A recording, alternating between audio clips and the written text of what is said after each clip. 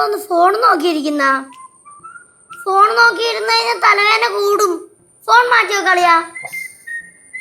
ഓ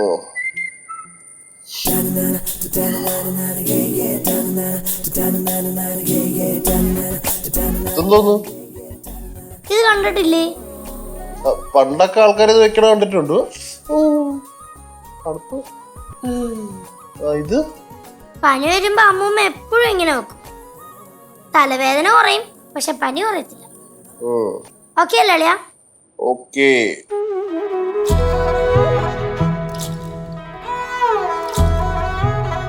പണ്ടത്തെ ആൾക്കാരൊക്കെ ചെയ്യുന്നതിലേ കൊറേ ഗുണങ്ങളുണ്ട്. ഇതൊന്നും ഇതുവരെ ചെയ്തിട്ടില്ലല്ലേ? സത്യം പറഞ്ഞ ഈ മഴയൊക്കെ വരുന്ന സമയത്ത് പനിയൊക്കെ വന്ന് പൊതച്ചുകൊണ്ട് കിടക്കാൻ എന്തൊരു സുഖല്ലേ?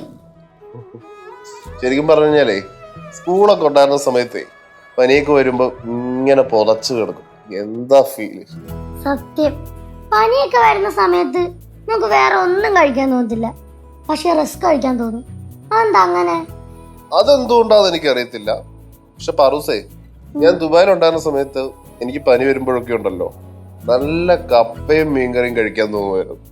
എനിക്കും തോന്നാറുണ്ട്. കപ്പയും മീൻകറിയും കഴിക്കാനാ? ഇതെന്തരാണിത്? കഥ പറച്ചിലാണോ? കഥ പറച്ചിലാണ്. നടക്കട്ടെ.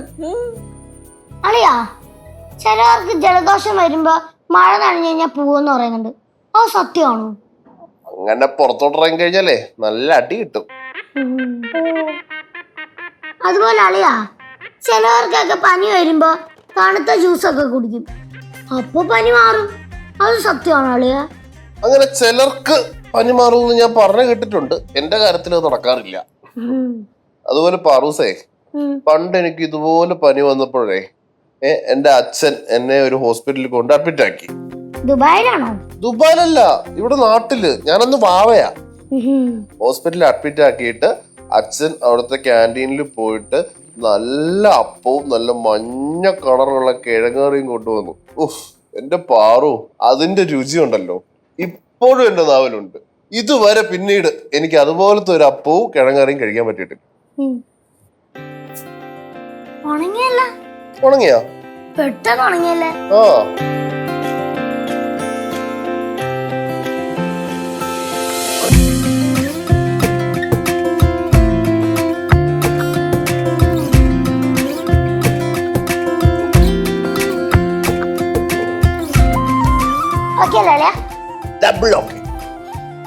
അളിയാ, അളിയൻ കഥ പറഞ്ഞപ്പോഴാണ് ഞാൻ ആലോചിച്ചത്.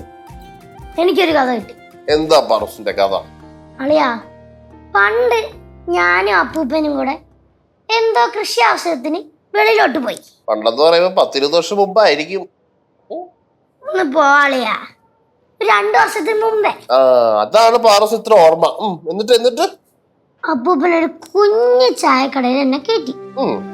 എന്നിട്ട് പുട്ടും മുട്ട റോസ്റ്റും പപ്പടം ഒക്കെ മേടിച്ചു തന്നു. അതിന്റെ ടേസ്റ്റ് പൊളിയായിരുന്നു.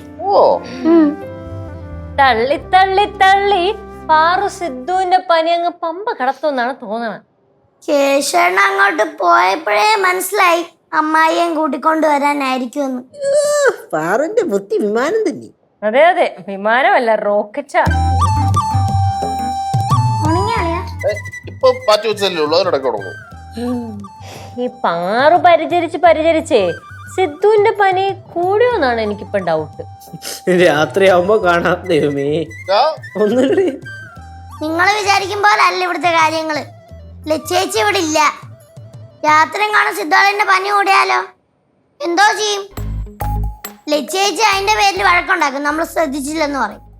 ബാവ്, അടിപൊളി. അമ്മായി ലച്ചേച്ചിയോടെ നിൽക്കുകയും ചെയ്യും. അത് കൊച്ചു പറഞ്ഞാൽ ഒരു കാര്യമുള്ള കാര്യമാണ്. കേശേ, അവിടെ വെറുതെ ഇരുന്ന് എന്നെ നീ അല്ലേടാ ഇളക്കിക്കൊണ്ട് ഇങ്ങോട്ട് വന്നത്? എന്നിട്ടിപ്പോ കളം മാറോ? അതാണ് കേശേട്ടൻ. അളിയാ, ഇനി ഇവിടെ കിടന്നാൽ ശരിയാവത്തില്ല. ബാ, നമുക്ക് അകത്ത് വെക്കാം. ബാ, സൂക്ഷിച്ചിടാ. പറ്റുമെങ്കിൽ എടുത്തോണ്ട് പോന്നി. എടുക്കാൻ പോണോ? അയ്യോ, മാറി. എന്തിന് അളിയാ? സൂക്ഷിച്ചൊക്കെ പോണേ കൂടെ. അടുത്തൂടെ പോകുമ്പോ കൈയൊന്നും വീശല്ലേ, പാറു തെറിച്ചു പോവും. ഇന്നലെയാ ഒന്നും പറയല്ലേടയാ. ആറിന്റെ കാര്യം